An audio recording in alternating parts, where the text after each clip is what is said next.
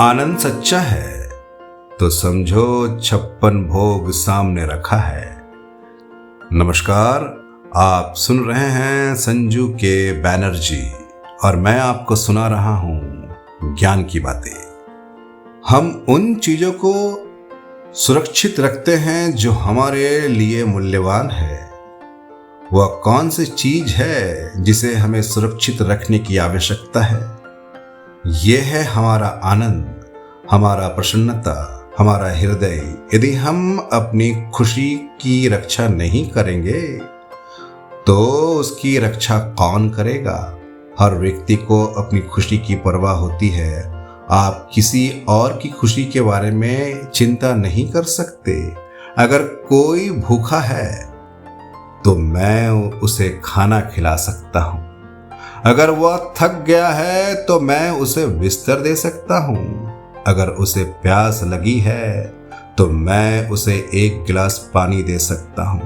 लेकिन वो अंदर से दुखी है तो मैं उसे किस तरह का तकिया दे सकता हूं? मैं उसे किस प्रकार का पानी दे सकता हूं? मैं उसके लिए क्या कर सकता हूं? कुछ भी नहीं। जब वह अपने हृदय की पुकार सुनेगा और अपने हृदय में आनंद लाने के लिए एक कदम उठाएगा। सच्चा आनंद हमारे भीतर है। जीवन में इस आनंद का अनुभव ना करना बेस्वाद भोजन खाने के समान है। आपके जीवन में सब कुछ हो सकता है और फिर भी वह एक चीज छूट रही है जो होनी चाहिए। अगर कोई इंसान खुद को नहीं पहचानता तो वो किसी और को कैसे पहचानेगा? जब मैं छोटा था, हमारे पास टॉमी नामक एक छोटा सा कुत्ता था। वह इतना गुस्सैल था कि मेरे पिताजी को छोड़कर बाकी सभी को काट चुका था।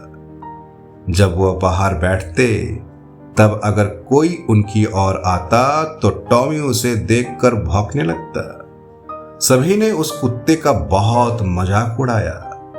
अगर आप उसके सामने दर्पण रख देते तो वह भौंकना शुरू कर देता और पूरा दिन भौंकते हुए बिता देता।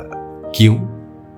वह अपना ही चेहरा नहीं पहचानता था।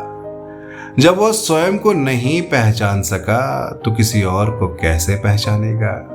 हम भी तो यही करते हैं। हम अपना चेहरा नहीं पहचानते। हम सब देखते हैं और पूछते हैं कि वह व्यक्ति कौन है। वह काला है, वह भारत से है या चीन से है। वह व्यक्ति बिल्कुल मेरे जैसा है। वह मेरे जैसा ही दर्द और खुशी महसूस करता है।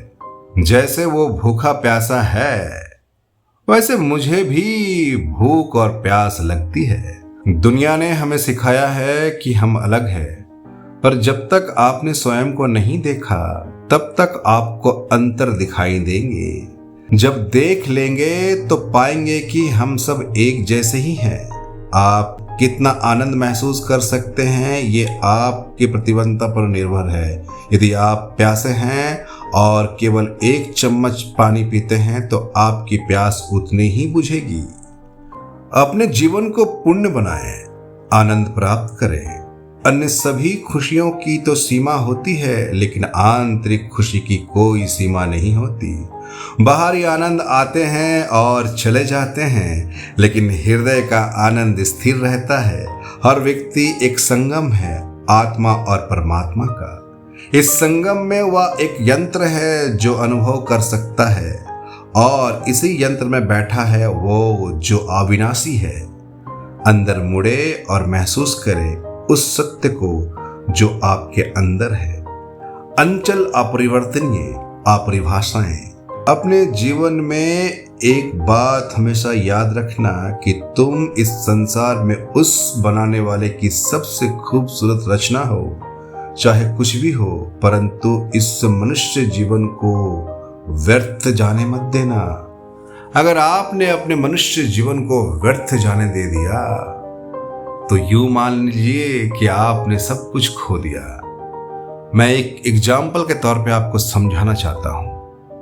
मान लीजिए आपको दिल्ली जाना है और आप हैं मुंबई में और आपके जेब में 1,000 रुपये हैं, तो क्या आप 1,000 रुपये को एक बार में खर्चा कर देंगे, या जुआ खेलेंगे, या शराब पिएंगे? नहीं ना। आपकी जितनी जरूरत है आप उतना ही खर्चा करेंगे, क्योंकि आपको दिल्ली जाना है, दिल्ली से वहां पे फिर ऑटो लेना है, जिस रिश्तेदार के घर पे जा रहे हैं वहां मिठाइयाँ ले जाना है, तो 1,000 रुपये में फिर वापस भी आना है। आप उस समय अपने पैसों को बहुत ही सावधान पूर्वक खर्चा करते हैं। क्यों? क्योंकि आप हकीकत को जानते हैं कि मेरे पास 1,000 रुपये ही है।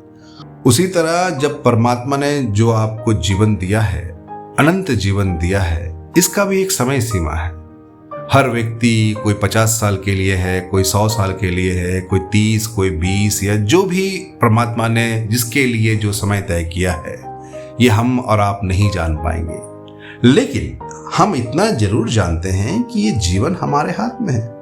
तो क्यों ना हम जिस तरह से 1,000 रुपयों को बहुत ही सावधान पूर्वक खर्चा करते हैं, तो प्रति क्षण जो जीवन चल रहा है, इस जीवन को क्यों ना हम आनंदमय में बिताएं, क्योंकि ये जीवन किसी मनुष्य द्वारा दिया नहीं है। ये जीवन दिया गया है उस परम पिता परमेश्वर के द्वारा।